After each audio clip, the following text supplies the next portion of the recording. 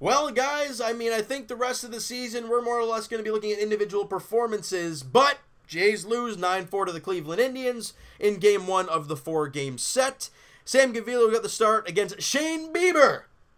That was a pitching matchup today, and Gaviglio, guys, did not start off the game pretty well. First batter of the ball game, Francisco Lindor, cranks a home run, and it's 1-0. We go to the top of the third inning. Who's up again? Lindor. And he takes another shot deep to right field. His second home run of the game ties his career high in home runs. And the Jays are down 2-0. 2 hits. Both hits are home runs from Lindor. He's one of my favorite players in the game. Just the excitement, the energy, the smile, and the great play. I love Francisco Lindor. I'm a Jays fan. We lost to Cleveland in the ALCS back in 2016. Didn't like them for a little while, but you got to respect a good player, and that's what Lindor is. Now let's go to the bottom of the 4th inning where the Jays really start to pile on here. They really had nothing going against Shane Bieber at all until the 4th. First batter of the inning, Lourdes Gurriel Jr. singles to left field. Then Morales walks, grinds in at bat, and then walks. So now you got first and second. Nobody out.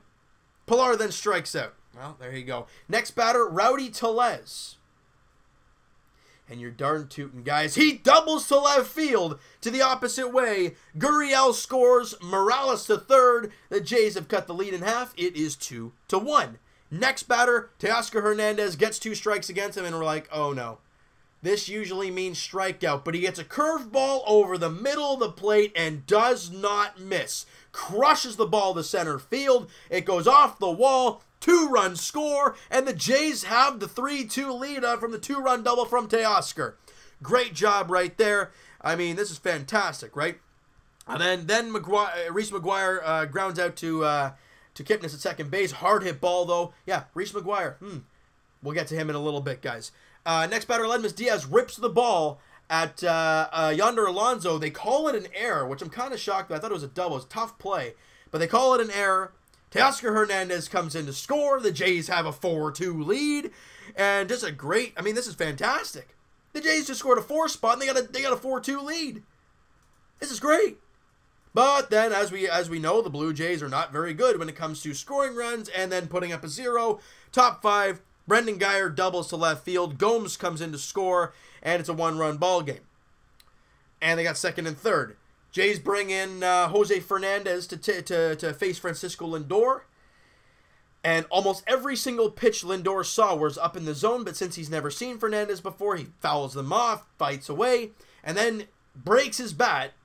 And bloop, says, was it a double? It was a single to left field, and 2 runs come in to score, and just like that, the Jays' lead is gone.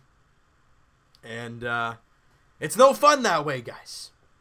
We want to put up a 0 right after you score a 4 spot especially and take the lead.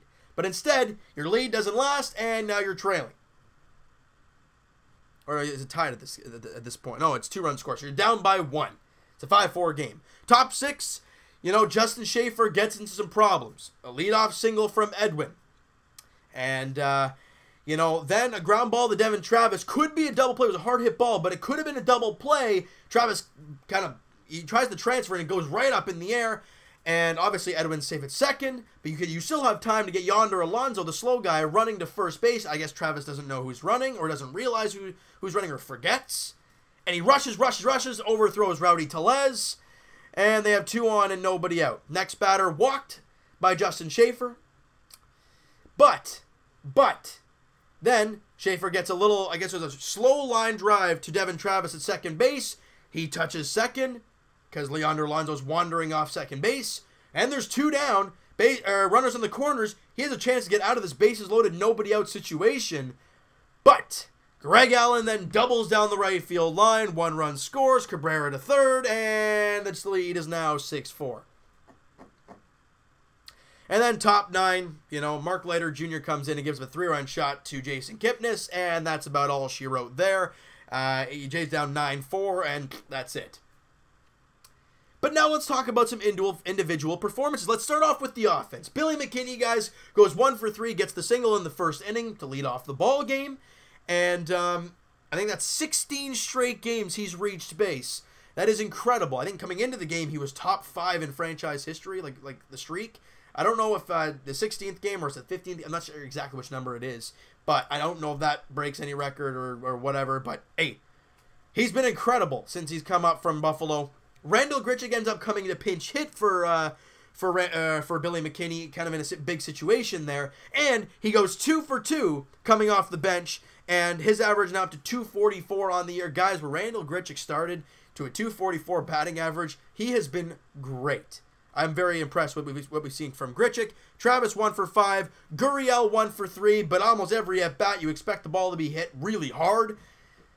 I mean, yeah, there were some soft line drives, but I mean, he's hitting line drives. He's not, hitting little dribblers in front of the plate or fly balls in the infield. You haven't seen much of that from Gurriel. He hits the ball hard. That's what you like to see. He was 1 for 3 with a run scored in the game, raising his average to 294. It's getting back up there, guys. He's starting to find his swing a little bit better. Morales 0 for 3 with a walk and a couple strikeouts. Pilar 0 for 4 with 2 strikeouts. And then the man of the day, Rowdy Tellez. His first at bat, doubles to left center. Next at bat, this was the RBI double. Same spot, left center gap, and with those 2 doubles to lead off his ball game, and the double last night, pinch hit, he becomes the first Blue Jay in franchise history to hit 3 extra base hits in his first 3 at-bats. And Rowdy, we know he's doing it for his mama. You saw how proud Pops was in the stands. You can only feel, and Jays fans, we got to give it to Rowdy Tellez and his family because they're going through a ton right now. I think he lost his grandmother not too long ago. He lost his mom a couple weeks ago. I mean, he is going through a tough time, and he's going out there day in, day out and ripping the baseball for the Blue Jays. You got to love it. You absolutely gotta love it. He goes 3 for 4 with an RBI and a run scored, guys. What a great job for Rowdy Tellez in this ball game. Oh, and by the way, he hits a double in the 8th inning or something like that. Just another double for Rowdy. His 4 hits in the big leagues, 4 doubles. No problem for Big Rowdy. I love it. Teoscar Hernandez, guys, kind of going. He had that non-strikeout streak. Well, that's kind of gone. He goes 1 for 4 in the ball game with that 2-run double. He ends up scoring as well, but he strikes out 3 times as well. So that's really a problem for Teoscar. Guys, that's something he'll go into the offseason and try and work on. That's what you got to look forward to, all right? Reese McGuire gets his major league debut, family in the stands, and I got to say, I've loved Danny Jansen, and I have loved Reese McGuire in his first ball game. I mean, it's one game, so it's hard to get a gist about him. But what I saw from him, he gives a big target behind the plate. He's smart. He does great play calling. And he threw a guy out from his knees. He threw out Jose Ramirez from his knees. Enough said. And then, in the 9th inning, he takes a fastball from Dan Otero and crushes it off the wall. I want to say more or less center, but it's kind of right center. And it's double in the 9th inning. His first big league hit. Congratulations, Reese McGuire. I mean, Jays fans, the reason I'm not upset is because I just want to look at the young guys now. Look, if the Jays lose and it's a Marco Estrada start or a Gaviglio start, oh well. You look at the young guys and how did they perform? You go into depth about them. I loved Reese McGuire today. Diaz goes 1 for 3. He should have gone 2 for 4, but one called an error. Don't think it should have been an error. I'm hoping maybe they turn it around. I don't think they will, but if it stands, he goes 1 for 3 with a single. His average up to 255 on the year. And guys, he's had a great season. I don't care what anybody says. Sam Gaviglio, guys, goes 4 1/3, gives up 6 hits, 5 runs, 4 strikeouts, and doesn't walk a batter. So not very good. But, I mean, he was great through the first, 3 or 4 innings, but then kind of caves in that when the Jays score those runs. In the 5th inning, he comes out and just falls apart. Jose Fernandez, guys, like I said, the blooper single he gave up to Francisco Lindor. He then gets the next 2 batters out, so there you go. He goes 2/3 of an inning, gives up a hit, but nothing more. Justin Schaefer, guys, we talked about his inning. He wasn't all that great, but he goes an inning, gives up 2 hits. Gives up a run. It was not earned because of the Devin Travis error, and also walks a batter. We already talked about that situation. Wasn't a great outing for Schaefer, but statistically, not all that bad. But whatever, it's a 0 for him, and statistically, that's all anybody cares about, right? Danny Barnes, guys, comes in and throws a clean inning, strikes out a batter, no hits, no walks, and that right there is what we're used to seeing from Danny Barnes last year, not this season. Coming in, throwing quality strikes, and having quick 1, 2, 3 innings. That's what you like to see from Danny Barnes, and he does a great job there. David Paulino, guys, gets his first, I guess, Toronto Blue Jays outing. And people wondering, well, who's David Paulino? I know this is going to be a longer video, guys, because I wanted to break this down. There's a lot of new players, and there's a lot of big games from these guys. I wanted to talk about it. David Paulino, big piece in the Roberto Osuna trade. Obviously, Hector Perez, the pitcher for the New Hampshire Fisher Cats, got roughed up today in the playoff game. Tough one for him. But 22 years old in Double-A, you know, that's one of the pieces you got for Roberto Osuna. Ken Giles, obviously, we know we got the other piece. And David Paulino was the third piece. Now, in that inning, gives up a little dribbler back to the mound from Edwin Encarnacion. Clearly, he was fooled on the curveball and everything, but he's never seen him before, so rightfully so. But Paulino throws the ball away, and Edwin ends up at second base.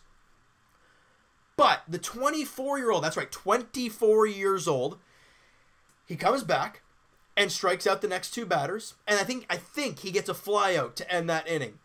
And Edwin doesn't move. Great job working around that error, doesn't get rattled, it comes out, does a great job. Look, this guy, he looks huge on the mound. I think he's 6'7".